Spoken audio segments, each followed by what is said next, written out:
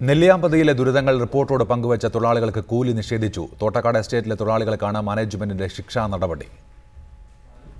തങ്ങളുടെ ദുരിതങ്ങൾ റിപ്പോർട്ടറോട് പങ്കുവെക്കാനെത്തിയ നെല്ലിയാമ്പതി തോട്ടേക്കാട് എസ്റ്റേറ്റിലെ അംബിക, അമുത, മണികണ്ഠൻ എന്നിവർക്കാണ് ഒരു ദിവസത്തെ കൂലി നിഷേധിച്ചത്.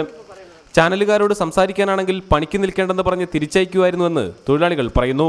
ഞങ്ങൾ ചോദിച്ചാൽ ചാനലുകാർ വന്നിട്ടുണ്ട്, അവരെന്താ അന്വേഷിക്കാൻ വന്നാണ് എന്ന് ചോദിച്ചപ്പോൾ ഇനി പണിയില്ല, വന്നു കഴിഞ്ഞാൽ പണിയില്ല, വീട്ടിൽ പോയിക്കണം.